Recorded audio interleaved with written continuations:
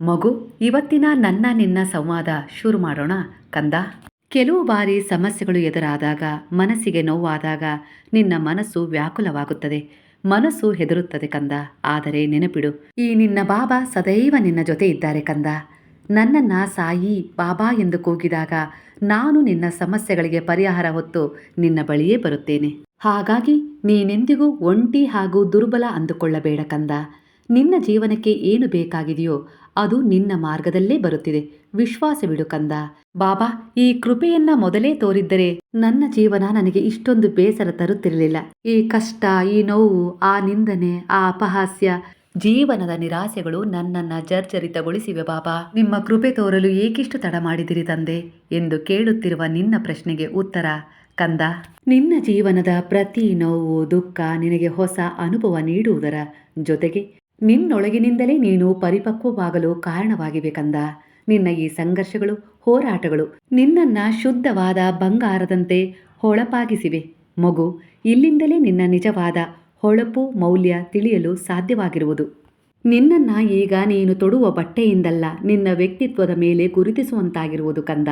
ಜೀವನದ ಪ್ರತಿ ಹೆಜ್ಜೆಯಲ್ಲೂ ಧೈರ್ಯ, ಆತ್ಮವಿಶ್ವಾಸ, ನಿಷ್ಠೆಯನ್ನ ತೋರಿಸಿರುವೆ. ನಿನ್ನ ತಾಳ್ಮೆಯ, ತಪಸ್ಸಿನ, ಸಮರ್ಪಣೆಯ ಫಲವೇ ಇಂದು ನಿನ್ನನ್ನ ಈ ಸ್ಥಾನಕ್ಕೆ ತಂದಿದೆ. ಇನ್ನೊಬ್ಬರಿಗೆ ಪ್ರೇರಣೆಯಾಗಿರುವೆ. ನಿನ್ನ ಮಕ್ಕಳ ಒಳ್ಳೆಯ ನಡೆನುಡಿಗೆ ನೀನು ಕಾರಣವಾಗಿರುವೆ ಕಂದ. ಸಫಲತೆ ಮತ್ತು ಶಾಂತಿ, ನೆಮ್ಮದಿ ನಿನಗಾಗಿ ಮುಂದಿನ ಭವಿಷ್ಯದ ರೂಪದಲ್ಲಿ ಕಾದಿವೆ. ಇದು ನಿನ್ನ ಸಾಯಿಯ ವಚನವಾಗಿದೆ. ನಿನ್ನ ಶ್ರಮ ಎಂದಿಗೂ ವ್ಯರ್ಥವಾಗಿಲ್ಲ ಕಂದ.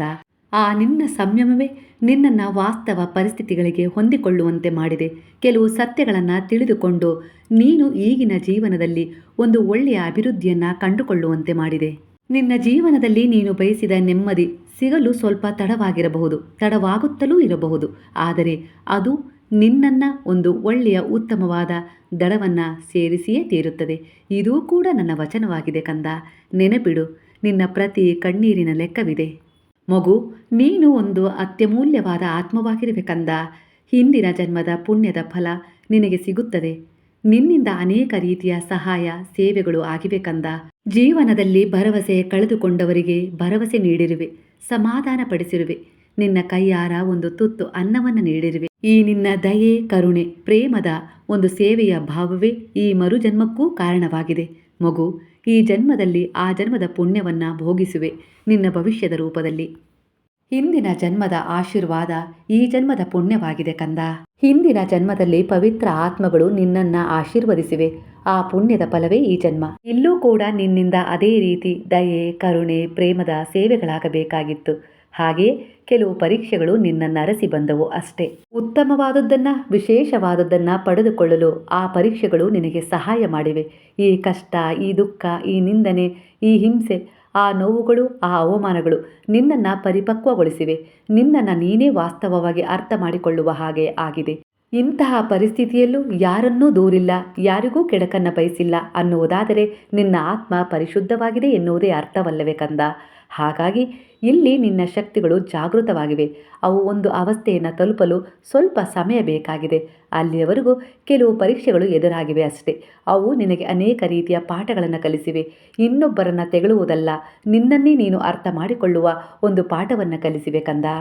ಹಿಂದಿನ ಜನ್ಮದ ಆಶೀರ್ವಾದಗಳ ಫಲದಂತೆ ಈ ಜನ್ಮದಲ್ಲೂ ಕೂಡ ಮತ್ತೆ ಅದೇ ಸೇವೆಗಳು ನಿನ್ನಿಂದಾಗುತ್ತಿವೆ. ನಿನ್ನ ಆತ್ಮ ಅದೇ ಉದ್ದೇಶವನ್ನ ಹೊಂದಿ ಮರುಜನ್ಮ ಪಡೆದಿದೆ ಕಂದ. ಯಾರಿಂದಲೋ ಮೋಸವಾಗುತ್ತಿದೆ ಎಂದು ಚಿಂತಿಸಬೇಡ. ನಿನ್ನ ಕರ್ಮದ ಉದ್ದೇಶ ಸರಿಯಾಗಿದೆ.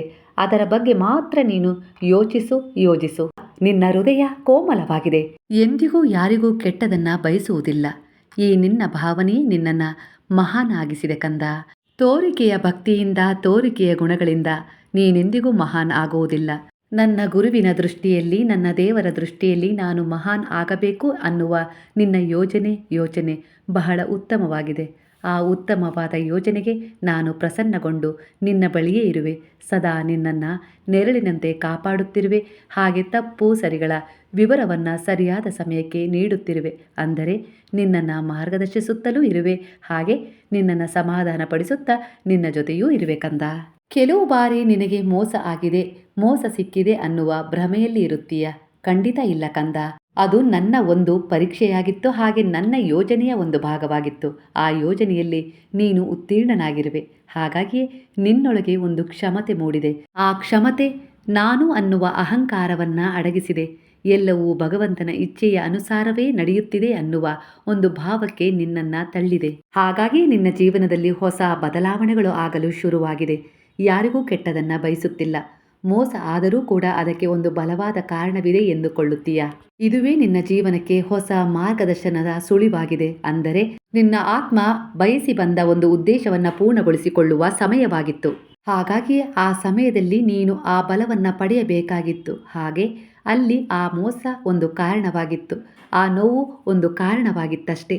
ಆ ವಂಚನೆ, ಆ ಮೋಸ, ಆ ನೋವು ಸಿಗದಿದ್ದರೆ ನೀನು ಇಷ್ಟು ಅರ್ಥಪೂರ್ಣವಾಗಿ ಬಲಿಷ್ಠವಾಗುತ್ತಲೂ ಇರಲಿಲ್ಲ, ಹಾಗೆ ದುರ್ಬಲತೆಯನ್ನು ಧೈರ್ಯವಾಗಿ ಎದುರಿಸುತ್ತಲೂ ಇರಲಿಲ್ಲ. ನೀನು ಏನು ಕಳೆದುಕೊಂಡಿರುವೆಯೋ, ಇಲ್ಲ ಯಾರು ನಿನ್ನಿಂದ ಏನು ಕಿತ್ತುಕೊಂಡಿದ್ದಾರೋ ಅದು ಕೂಡ ಒಂದು ಬಲವಾದ ಕಾರಣದಿಂದಲೇ ಆಗಿದೆ ಕಂದ.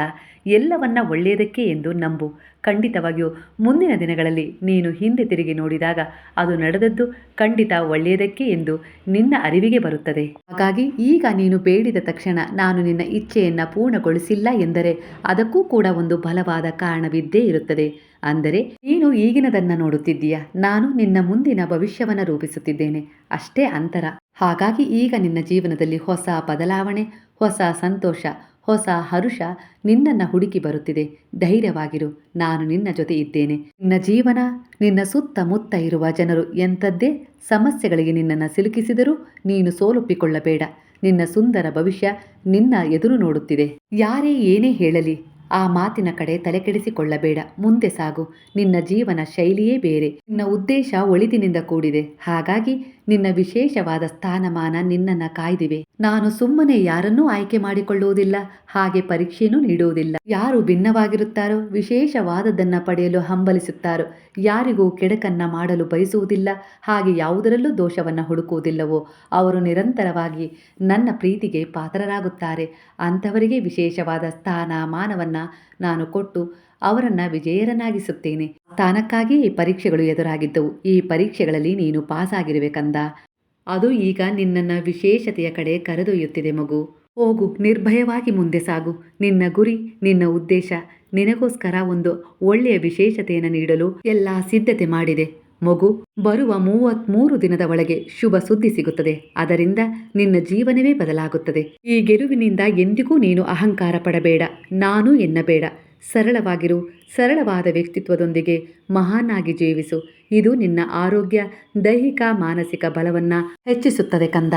ಈಗ ನಿನ್ನ ಜೀವನದಲ್ಲಿರುವ ಅನೇಕ ರೀತಿಯ ಸಮಸ್ಯೆಗಳಿಂದ ಹೊರತರುತ್ತೇನೆ ಮಗು. ಒಂದು ಸತ್ಯವನ್ನು ಅರ್ಥ ಮಾಡಿಕೋ ಕಂದ. ಇಲ್ಲಿ ಕೆಟ್ಟ ಹಾಗೂ ಒಳ್ಳೆಯ ಜೀವನ ಅನ್ನುವುದಿಲ್ಲ ಕಂದ. ಒಂದೇ ಜೀವನ ಸಿಕ್ಕಿರುತ್ತದೆ. ಅದನ್ನು ಕೆಟ್ಟದು ಅಥವಾ ಒಳ್ಳೆಯದು ಮಾಡುವುದು ನಿನ್ನ ಕೈಯಲ್ಲೇ ಇರುತ್ತದೆ ಮಗು. ನೀನು ಪೂರ್ಣವಾದ ಸಮರ್ಪಣ ಭಾವದ ವಿಶ್ವಾಸ ಬಿಟ್ಟಿರುವೆ. ಆದರೂ ಕೂಡ ಓದಿನಲ್ಲಿ ಮನಸ್ಸಿಲ್ಲ. ಯಾವುದೇ ಕೆಲಸ ಮಾಡಲು ಹೊರಟಾಗ ಆ ಕೆಲಸದಲ್ಲಿ ಶ್ರದ್ಧೆ ಇಲ್ಲ. ಮನಸ್ಸು ತಕ್ಷಣವೇ ಚಂಚಲತೆಗೆ ಒಳಗಾಗಿ ತನ್ನ ಹಿಡಿತಕ್ಕೆ ಸಿಗುವುದಿಲ್ಲ. ಇದು ನಿನ್ನ ಸಮಸ್ಯೆಯಾಗಿದೆ. ಎಷ್ಟು ದುರ್ಬಲತೆಯಿಂದ, ನಕಾರಾತ್ಮಕ ವಿಚಾರಗಳಿಂದ ದೂರವಾಗಲು ಪ್ರಯತ್ನಿಸಿದಷ್ಟು ಒತ್ತಡ, ಒಂಟಿತನ ಕಾಡುತ್ತಿದೆ. ಮನಸ್ಸಿನ ಮೇಲೆ ನಿಯಂತ್ರಣವೇ ಸಿಗುತ್ತಿಲ್ಲ.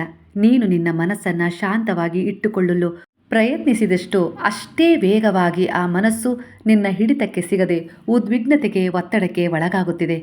ಯಾರಿಗಾದರೂ ಸಹಾಯ ಮಾಡಲು ಬಯಸಿದಾಗ, ಒಳ್ಳೆಯದನ್ನು ಮಾಡಲು ಬಯಸಿದಾಗ ಮನಸ್ಸು ಕೆಲವು ಬಾರಿ ಹಿಂಜರಿಯುತ್ತದೆ. ಯಾರಾದರೂ ನನ್ನ ಬಗ್ಗೆ ತಪ್ಪು ತಿಳಿದುಕೊಂಡರೆ ಎನ್ನುವ ಭಯ ನಿನ್ನನ್ನು ಕಾಡುತ್ತಿದೆ. ಹೀಗೇಕೆ ಬಾಬಾ ಎನ್ನುವ ನಿನ್ನ ಪ್ರಶ್ನೆಗೆ ಉತ್ತರ ಮಗು, ನಿನ್ನಲ್ಲಿ ಯಾವುದೇ ಕೊರತೆಯೂ ಇಲ್ಲ, ಹಾಗೆ ನೀನು ಆಲಸ್ಯ ಪ್ರವೃತ್ತಿಯವನೂ ಅಲ್ಲ.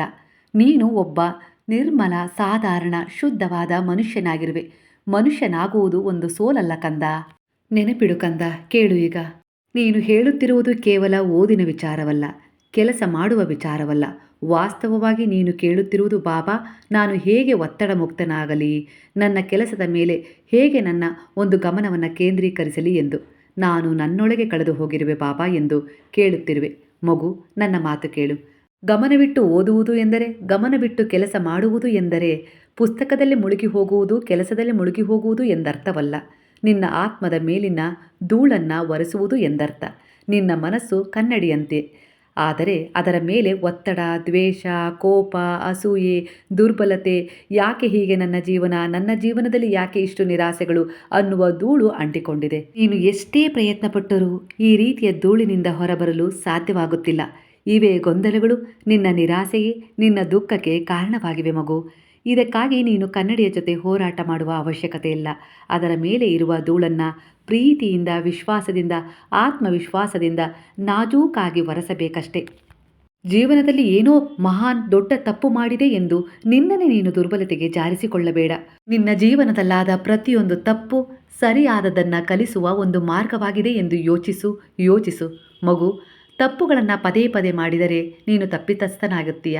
ಅದೇ ಮಾಡಿದ ತಪ್ಪನ್ನು ತಿದ್ದುಕೊಂಡು ನಡೆದರೆ ನೀನು ಒಬ್ಬ ಒಳ್ಳೆಯ ವಿಶೇಷವಾದ ವ್ಯಕ್ತಿಯಾಗುತ್ತೀಯ. ಯಾವುದು ಬೇಕು ಇದು ನಿನ್ನ ಆಯ್ಕೆಯಾಗಿರುತ್ತದೆ. ಮಾರ್ಗದರ್ಶನ ನೀನು ಬಯಸಿದರೆ ನಾನು ಕೊಡುತ್ತೇನೆ. ಯಾವಾಗೆಲ್ಲ ನಿನ್ನ ಮನಸ್ಸು ಚಂಚಲ, ಅಸ್ಥಿರವಾಗಿ ಸ್ಥೀಮಿತವನ್ನು ಕಳೆದುಕೊಳ್ಳುತ್ತದೋ ಆಗೆಲ್ಲ ಅದನ್ನು ಮರಳಿ ತಂದು ನಿನ್ನ ವಶದಲ್ಲಿಡುವ ಪ್ರಾಮಾಣಿಕ ಪ್ರಯತ್ನ ನಿನ್ನಿಂದ ಆಗುತ್ತಲೇ ಇರಬೇಕು ಕಂದ. ನಾನೆಲ್ಲೂ ಹೇಳಿಲ್ಲ ಮನಸ್ಸು ಚಂಚಲವಾಗಿಲ್ಲವೆಂದು. ಅದು ಚಂಚಲ ನಿಜ. ಅದು ಒಂದು ಮಗುವಿನಂತೆ ಆ ಕಡೆ ಈ ಕಡೆ ಓಡಾಡುತ್ತಲೇ ಇರುತ್ತದೆ. ಹಾಗೆ ನೀನು ಅದನ್ನು ಮರಳಿ ತಪ್ಪು ದಾರಿಗೆ ಹೋಗದಂತೆ ತಂದು ಒಳ್ಳೆಯ ದಾರಿಯ ಕಡೆ ಸೇರಿಸುತ್ತಲೇ ಹೋಗುತ್ತೀಯ. ಅದೇ ರೀತಿ ನಿನ್ನ ಮನಸ್ಸು ಕೂಡ ಒಂದು ಮಗುವಿನ ಥರ. ಅದನ್ನು ನೀನು ಎಷ್ಟು ಹಿಡಿತದಲ್ಲಿಡಲು, ವಶದಲ್ಲಿಡಲು ಪ್ರಯತ್ನ ಪಡುತ್ತೀಯೋ ನಿಧಾನವಾಗಿಯೇ ಸರಿ ಅದು ನಿನ್ನನ್ನು ಅರ್ಥ ಮಾಡಿಕೊಳ್ಳುತ್ತದೆ, ನಿನ್ನ ಭಾವನೆಗೆ ಸ್ಪಂದಿಸುತ್ತದೆ, ನಿನ್ನ ಒಂದು ಉದ್ದೇಶವನ್ನು ಅರಿತುಕೊಂಡು ಅದು ನಿನಗೆ ಸ್ಪಂದಿಸುತ್ತದೆ ಕಂದ. ಇದು ಇಂದಿನ ಸಾಧನೆಯಲ್ಲ, ಇದು ಹಿಂದಿನ ಸಾಧು ಸಂತರ ಸಾಧನೆಯೂ ಆಗಿದೆ. ಬೇರೆಯವರು ನನಗಿಂತ ಓದಿನಲ್ಲಿ ಮುಂದೆ ಇದ್ದಾರೆ, ಕೆಲಸದಲ್ಲೂ ಮುಂದೆ ಇದ್ದಾರೆ, ವಿಶೇಷವಾಗಿ ಜೀವನ ಮಾಡುತ್ತಿದ್ದಾರೆ ಎಂದು ಇನ್ನೊಬ್ಬರಿಗೆ ನಿನ್ನನ್ನು ಅನುಕರಣೆ ಮಾಡಿಕೊಳ್ಳಬೇಡ. ನೀನು ವಿಶೇಷವಾಗಿರುವೆ, ನೀನು ಭಿನ್ನವಾಗಿರುವೆ. ನಿಧಾನವಾಗಿಯೇ ಆದರೂ ನೀನು ಉತ್ತಮವಾದ ಜೀವನದ ಕಡೆಯೇ ಹೋಗುತ್ತಿರುವೆ. ಉದ್ದೇಶ ಒಳಿತಿನಿಂದ ಕೂಡಿದರೆ ಖಂಡಿತವಾಗಿಯೂ ಅದರ ಫಲ ಒಳ್ಳೆಯದೇ ಆಗಿರುತ್ತದೆ ಕಂದ. ನನ್ನ ಮಾತಿನ ಮೇಲೆ ಲಕ್ಷ್ಯವಿಡು, ಗಮನವಿಡು. ಯಾರನ್ನೇ ಆಗಲಿ, ಯಾವುದೇ ವಿಚಾರವನ್ನೇ ಆಗಲಿ ನಿನ್ನನ್ನು ಹೋಲಿಕೆ ಮಾಡಿಕೊಂಡು ನಿನ್ನನ್ನು ದುರ್ಬಲ ಎನಿಸಿಕೊಳ್ಳಬೇಡ ಕಂದ. ಧೈರ್ಯವಾಗಿರು. ಈ ಎಲ್ಲ ಸ್ಥಿತಿಯಲ್ಲೂ ನಿನ್ನನ್ನು ಒಂಟಿತನ, ದುರ್ಬಲತೆ ಕಾಡಿದರೆ ನನ್ನ ಸ್ಮರಣೆ ಮಾಡು. ನಾನು ನಿನ್ನೊಳಗೆ ಕಾರ್ಯಪ್ರವೃತ್ತನಾಗಿ ನಿನಗೆ ಸಮಾಧಾನ ಮಾಡುತ್ತೇನೆ, ಮುಂದಿನ ದಾರಿಯನ್ನು ತೋರಿಸುತ್ತೇನೆ. ಜೀವನ ಕಷ್ಟ ಅಲ್ಲ, ನೀನು ಹಾಗೆ ಅಂದುಕೊಂಡಿರುವೆ. ನಿನ್ನ ಕಲ್ಪನೆಯಲ್ಲಿ ಅದು ಕಷ್ಟವಾಗಿದೆ. ವಾಸ್ತವವಾಗಿ ನೋಡು, ಖಂಡಿತ ನೀನು ದುರ್ಬಲನಲ್ಲ. ಎಲ್ಲ ಪರಿಸ್ಥಿತಿಗಳನ್ನು ಎದುರಿಸು, ಆಗ ಅವು ತನ್ನಿಂದ ತಾನೇ ಹಿಂದೆ ಸರಿಯುತ್ತವೆ. ಮುಂದಿನ ದಾರಿ ತಾನಾಗಿಯೇ ತೆರೆದುಕೊಳ್ಳುತ್ತದೆ ಕಂದ. ಧೈರ್ಯವಾಗಿ ಇದ್ದರೆ ಮಾತ್ರ ನಿನಗೆ ಮುಂದಿನ ದಾರಿ ಕಾಣುತ್ತದೆ. ದುರ್ಬಲನಾದರೆ ನೀನು ಹಿಂದಿನ ಜನರ ಸೆಳೆತಕ್ಕೆ ಒಳಗಾಗುತ್ತೀಯ. ಮುಂದೆ ಹೋಗಲು ಅವರೆಂದಿಗೂ ನಿನ್ನನ್ನು ಬಿಡುವುದಿಲ್ಲ. ಇವರೇ ನಿನ್ನ ಮಾಯೆಯಾಗಿದ್ದಾರೆ, ನೆನಪಿಡು. ನಿನ್ನನ್ನು ಯಾರೋ ಹೀಯಾಳಿಸುತ್ತಿದ್ದಾರೆ, ಅವಮಾನಿಸುತ್ತಿದ್ದಾರೆ, ನಿಂದಿಸುತ್ತಿದ್ದಾರೆ. ನೀನು ಮುಂದೆ ಹೋಗುವುದನ್ನು ಕಂಡು ಹೊಟ್ಟೆ ಕಿಚ್ಚು ಪಡುತ್ತಿದ್ದಾರೆ. ನಿನ್ನ ಸಾಧನೆಯತ್ತ ನೀನು ಗಮನ ಹರಿಸದಂತೆ ತಡೆಯುತ್ತಿದ್ದಾರೆ ಎಂದರೆ ಇವರು ನಿನ್ನ ಶತ್ರುಗಳು. ಅಂದರೆ ನಿನ್ನ ಮಾಯೆ ನಿನ್ನನ್ನು ವಶಪಡಿಸಿಕೊಂಡು ಹಿಂದಕ್ಕೆ ಸೆಳೆಯುತ್ತಿದೆ ಅಷ್ಟೇ. ಇಂತಹ ಮಾಯೆಯನ್ನು ನೀನು ತಿರಸ್ಕರಿಸಲೇಬೇಕು. ಆಗಲೇ ನಿನ್ನ ಮುಂದಿನ ಗುರಿ ನೀನು ತಲುಪಲು ಸಾಧ್ಯವಾಗದು. ಈ ಸಮಯದಲ್ಲಿ ನಿನಗೆ ಅದು ಕಷ್ಟವಾದರೆ ನನ್ನ ಸಹಾಯ ತೆಗೆದುಕೋ. ನಾನು ಖಂಡಿತವಾಗಿಯೂ ನಿನಗೆ ಸಹಾಯ ಮಾಡುತ್ತೇನೆ. ದಿನನಿತ್ಯ ಮಲಗುವ ಮುನ್ನ ನಿನ್ನನ್ನೊಮ್ಮೆ ಕೇಳು, ನಾನು ಇಂದು ಸರಿಯಾದ ಕೆಲಸವನ್ನು ಮಾಡಿದ್ದೇನಾ? ಖಂಡಿತ ಯಾರಿಗೂ ನೋವನ್ನು ಕೊಟ್ಟಿಲ್ಲವಾ? ಯಾವುದೇ ತಪ್ಪನ್ನು ಮಾಡಲಿಲ್ಲ, ಹಾಗೆ ಯಾರಿಗೂ ಕೂಡ ಕೆಟ್ಟದನ್ನು ಬಯಸಿಲ್ಲ ಎನ್ನುವ ಸ್ಪಷ್ಟತೆಯನ್ನು ಕಂಡುಕೋ.